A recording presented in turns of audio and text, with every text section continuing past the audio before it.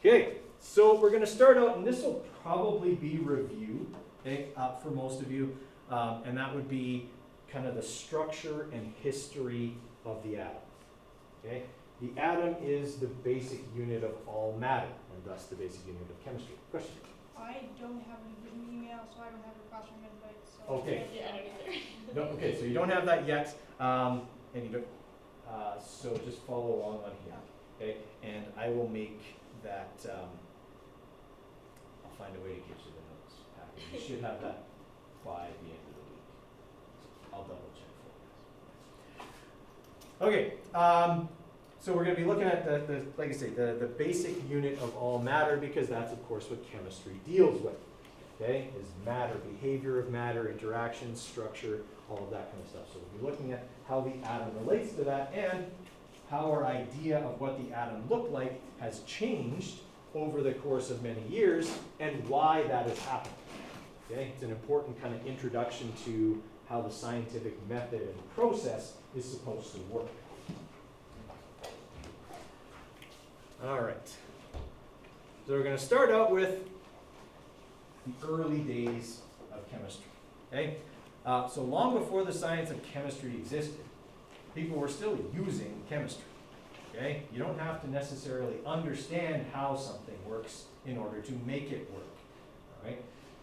So we were using chemistry to do things like dye cloth, tan leather, prepare food, store food, okay, stuff like that. Okay, we understood that, you know, let's say you salted and dried meat, that fungus and bacteria didn't grow on it as fast. Okay, that's chemistry. You are using chemical compounds in order to preserve food. Okay, you know, turning fabrics different colors involves using dyes. Dyes are chemicals. We were using chemistry to do stuff. We didn't understand necessarily how it worked. It didn't matter. It worked. I didn't have to understand how. Okay, but eventually, once people were kind of out of the situation of, you know, scraping by and, you know, everything they did in the day was in order to survive, and they, you know, had more time to think about stuff. Okay, that's when sciences started to come around. Okay, and we started to look for, why do these things happen? Why does this work? How can I make it better? Okay, so one of the earliest atomists, that would be a person who thought that all matter was made of tiny particles, okay, was a Greek. Which is odd, because the Greeks were the people who said all matter was made of 4 elements: earth, air, fire, and water. Okay, but Democritus said, no, I think that's wrong. And people didn't really like that idea, okay, because the whole idea of the 4 elements really made sense to people in Greece. Okay, and here's why it made sense. When they looked at things out in the world, they could figure out how much of it was earth, how much of it was air, how much of it was water, and how much of it was fire. So when a volcano erupted and molten rock was coming out, that was some parts earth, some parts fire, and some parts water. Why? Well, it flowed like water, it came out of the earth, and it was hot. So it obviously had fire in it. Okay? If you were you know, making steam, well, steam was some parts water, some parts fire, and some parts air. Because you put water and fire together, and you got it, and it turned into air. So like these were things that they could understand. Okay? They essentially kind of had a periodic table that explained this stuff is made of this much earth and this much water. Okay? Like mud, for example, being half and half, earth and water. Okay? Stuff like that. It made sense. It was something that they could get their head around. Having Democritus sitting in the Pantheon, you know, with people, you know, waving palm fronds at him and feeding him grapes all day, coming up with this idea of, you know, everything's made of tiny particles, people are like, you've been sitting in the sun too long. Okay? Like, that's just crazy. It's like, well, but they're really small. They're so small that you can't see them. Oh, so now they're imaginary. I mean, you can imagine that people kind of thought he was crazy at the time, but it ends up he was right. Okay? All matter was made of these tiny, indivisible, not invisible, indivisible particles called atoms. Okay? Why did he think that? Well, because he could see that sometimes matter interacted in a way that could be explained by having particles kind of join or switch places or separate and stuff like that. Okay? So that's where that idea came from. Unfortunately, it didn't catch on. Okay? And it was kind of forgotten about for about 2,000 years. Okay? Wasn't all bad for Democritus though. Okay? He did come up with something good. Sounds like a name. Democracy.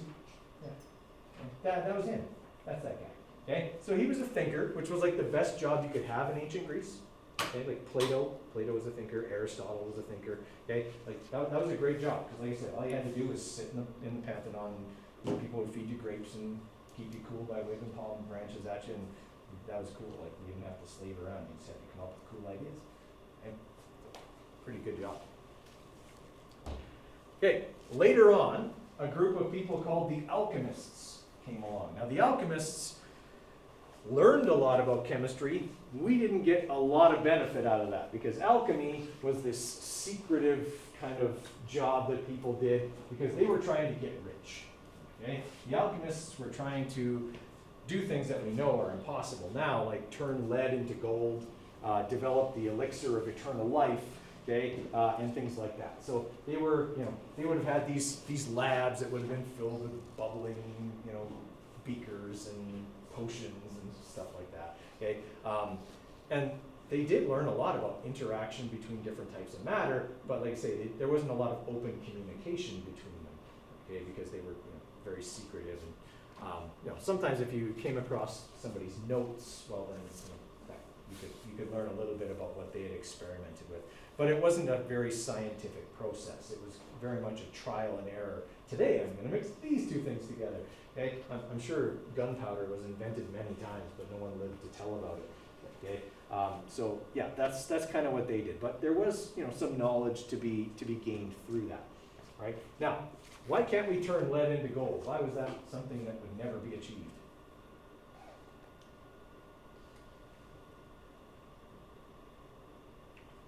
Doesn't matter how hard you try.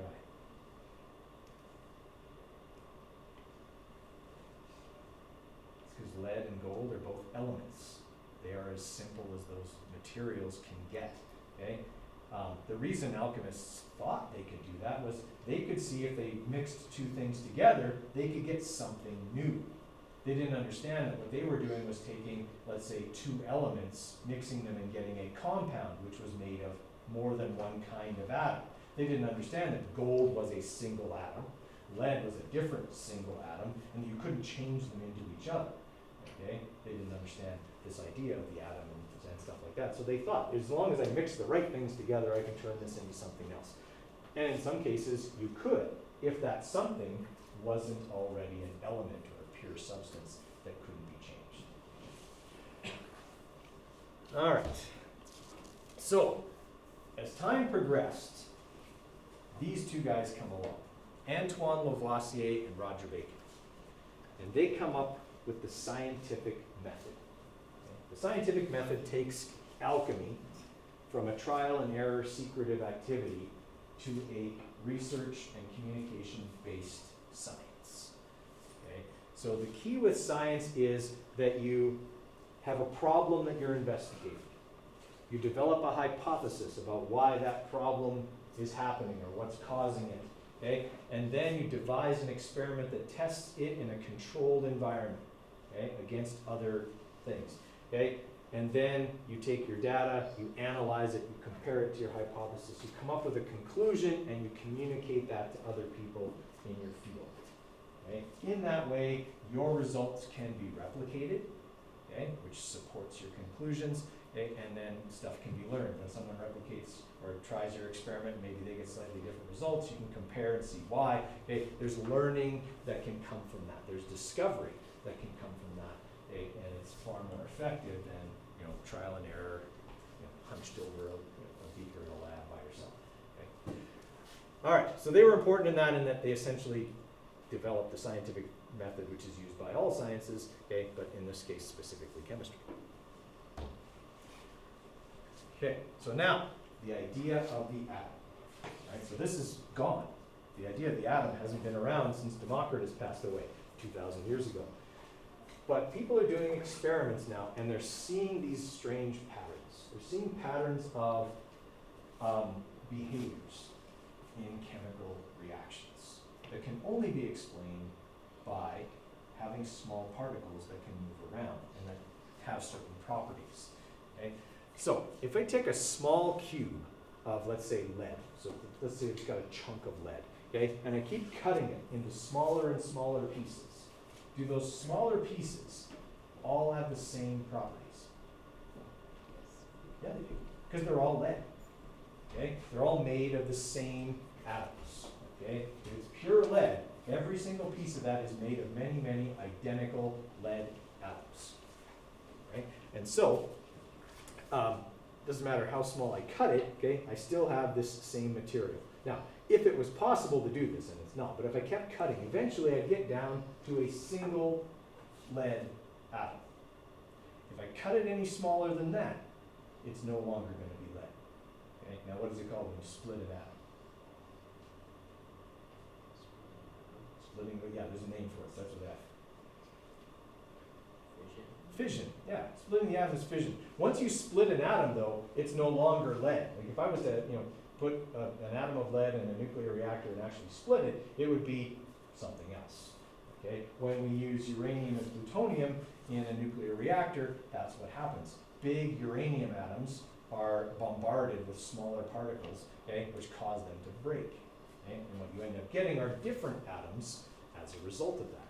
Okay? The same thing goes on in like the particle accelerators, like the Large Hadron Collider. Okay? You're putting particles together, okay, which is kind of a form of fusion, okay, and altering the atom, changing actually the atom and turning it into something else. Okay? If you look at a periodic table, these atoms down here at the end, okay, that are all outlined, these don't exist in nature. These are atoms that are created in nuclear physics experiments. Okay? They break down very quickly. Most of these exist for only a fraction of a second, okay? Including the stuff that they make in the Large Hadron Collider. These are things that just don't exist for very long because the bigger you make an atom, the less stable it becomes. All right, so all those little pieces still retain the same properties. They're all still lead. Okay? Eventually, you'd reach a point when the particle of lead could no longer be divided and still retain its properties, just like we were saying a minute ago. Okay? That particle is the atom.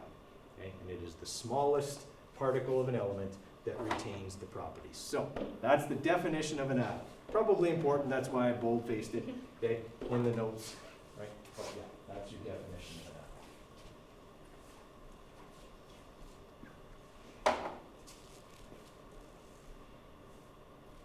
Questions on that? Okay. So, here's how this went. As people were discovering this, a guy named John Dalton developed what we now call the atomic theory, or the particle theory. Okay? So Dalton was performing experiments where he was able to kind of observe these chemical reactions, and he knew he had these starting materials. He knew that his final products were different, chemically different, but contain the same atoms that he started with. So as an example, okay, if you were to do this, which you would have done in like grade 5 science, okay?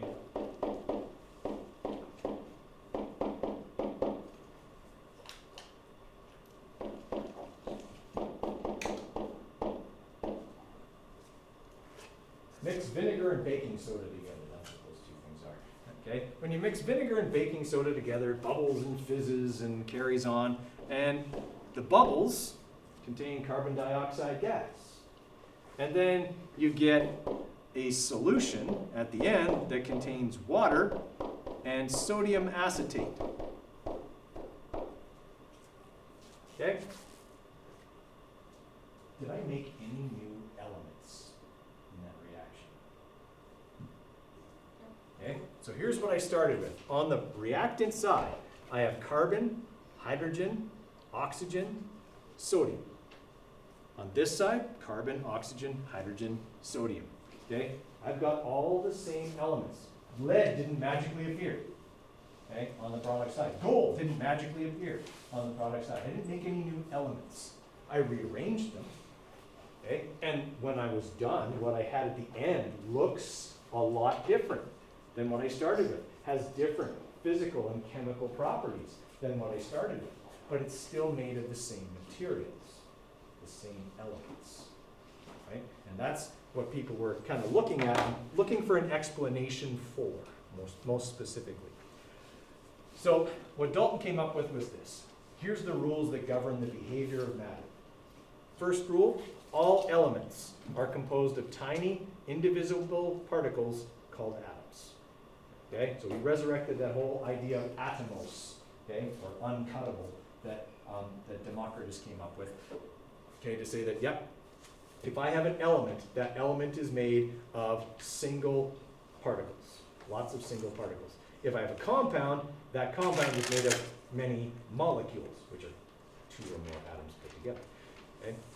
All right, second point of the atomic theory. Atoms of the same element are identical. This is still essentially true.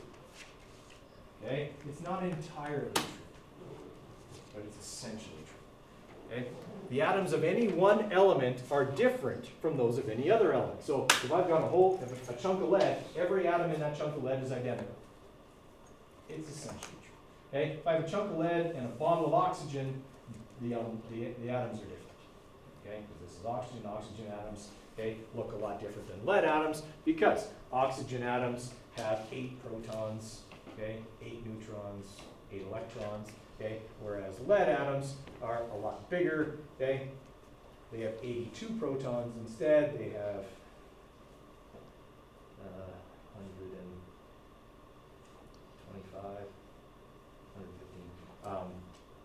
125 neutrons, okay, 82 electrons, they're different, yeah, quite a bit, right? Okay, third point. Third and fourth point are what deal with the behavior of matter. For points 1 and 2, structure of matter. 3 and 4, behavior of matter. Okay? Point 3, atoms of different elements can combine with one another in simple whole number ratios to form compounds. Okay? So he's saying, I can take this element and this element, put them together, and I'll make a compound which is made of now molecules. Okay? So water, for example, is a compound. It's a molecule. It contains 2 or more elements chemically bonded together. Okay? And they always do that in whole number ratios. Okay? This is actually a very important part of that point. I would never write water like this.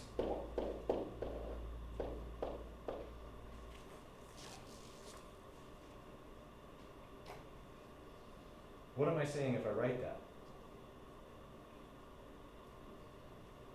One nitrogen and 1 half of hydrogen, or not oxygen. Of oxygen, right. I can't have half an oxygen atom. Half an oxygen atom is beryllium or something. Okay? That's not how it works. I can't have a fraction of an atom. That's kaboom. I've split an atom. Okay? Not that you'd ever notice one atom splitting. Okay? But when you notice a lot of them, it can be pretty destructive. Okay? But yeah, it's always a simple whole number ratio. You can never have a fraction of an atom in a compound. Okay? Always whole atoms. Okay? All right, and then the fourth point was the death of alchemy. Okay? Alchemists were trying to turn lead into gold. Okay? Stuff like that. Can't be possible. Point number 4 forbids it. Okay? Chemical reactions occur when atoms are separated, joined, or rearranged. Okay? Atoms of one element are not changed into atoms of another by a chemical reaction. Okay? So, what are the examples? Well, here's an example of atoms being rearranged. Okay? That's a chemical reaction in which all the atoms were rearranged, but none of them turned into anything else. Okay? Here's an example where atoms are combined.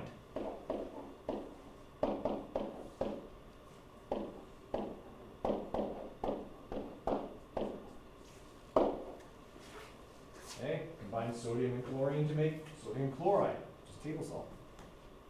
Right? I've taken 2 elements and I've combined them to make a single compound. Okay? A separation. This is the process used to make rocket fuel.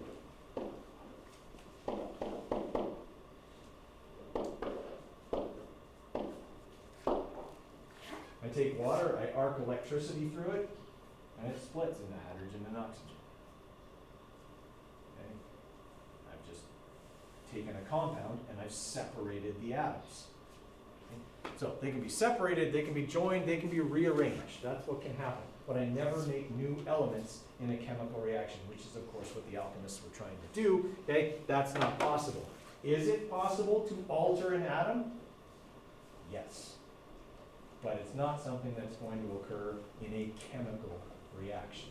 It will occur in a nuclear reaction because you're going to be altering the nucleus of the atom. Hence, nuclear reaction. Okay? So nuclear reaction would mean it's either fission, splitting, or fusion, combining atoms together, okay, to form one single atom, or to make several atoms from it. Okay, so back to point number 2, because I said this here was also only now, let's say, true in spirit, if not in reality. Okay, how many people have heard of the term isotope? Okay, so an isotope is, or isotopes are, I should say, different forms of the same element. Okay? A prime example would be carbon.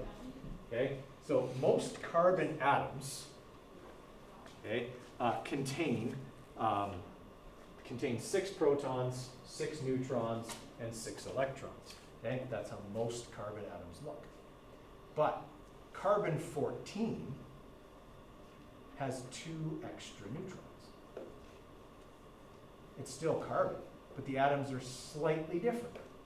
Okay? We use carbon-14 to radioactively date artifacts that are uncovered, because carbon-14 as an isotope is very mildly radioactive, which means it breaks down and the neutrons come off. Those extra neutrons come off and it turns into something else. So all we have to do is look at how much carbon-14 and how much of the stuff carbon-14 breaks down into are in something, and we can date how old it is based on how quickly carbon-14 breaks down. Okay? It's an isotope. It's still carbon. You wouldn't know the difference to look at it. Okay? It would still have pretty much all the same properties, except that it's mildly radioactive. Okay? It's not going to turn you into a mutant or anything like that, but it's radioactive slightly. Okay? So this, for all intents and purposes, true, but there are isotopes which are slightly different. Okay? All right. How important is Dalton's atomic theory? Super important. Like, definitely know all 4 points. I'm not saying you have to memorize and be able to write them out word for word, but definitely know the importance of each point. Okay? Point number 1, all matter is made of atoms. Okay? That's effectively what point number 1 is. Okay? Point number 2, atoms of the same element are identical, atoms of different elements are different. That's effectively what point number 2 says. Okay? Point number 3, atoms can combine to make compounds. Whole atoms can combine to make compounds. Okay? That's effectively what point number 3 is. Okay? Point number 4, in a chemical reaction, okay, atoms are separated, joined, or rearranged. That's what happens. Okay? Not making any new elements.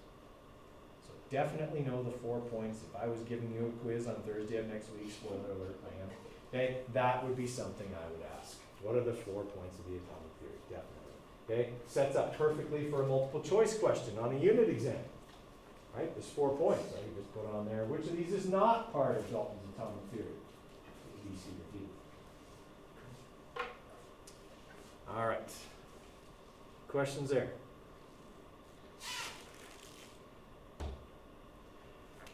All right. So Dalton comes up with this theory. It's very well accepted. Okay? The scientific community is all over this idea. The natural question to ask Dalton now is, what do they look like? What do atoms look like? And Dalton's like, didn't you read point number 1? They're tiny. I don't know what they look like. I can't see them. I can't put them under a microscope. Microscopes aren't around yet. Okay? I don't know what they look like. I'm just telling you this is what's happening. Oh, that's disappointing. Can you just kind of make something up? Okay. What's a logical shape for them to have? What's a shape that occurs in nature often? Oh, well, people are out discovering planets all over the place. They're all round, by the way. Planets, including the Earth, are round. Not flat. Because that's crazy talk. So, they're spheres. That's what he says. Yep, solid sphere. That's what atoms look like. And at the time, that was a perfectly acceptable conclusion for him to come to. Nobody knew about electrons or protons or neutrons yet. He just discovered the atom. Okay? He didn't know anything about the pieces that were smaller than that. Okay? So it was a perfectly logical conclusion for him to come to. Sure, they're round. Round is a very naturally occurring shape. Okay? So they're solid spheres. That explained the separating, explained the joining, the rearranging. It worked just fine for what he knew, for the data that he had. Okay? The problem is as people began to understand the behavior of matter more, they started to perform more and more complex experiments that started to yield results that said, I don't know, maybe this thing isn't a solid sphere. Maybe it's got other parts to it. Okay? And one of the main places where that was coming from was from people performing experiments in electrochemistry. Okay?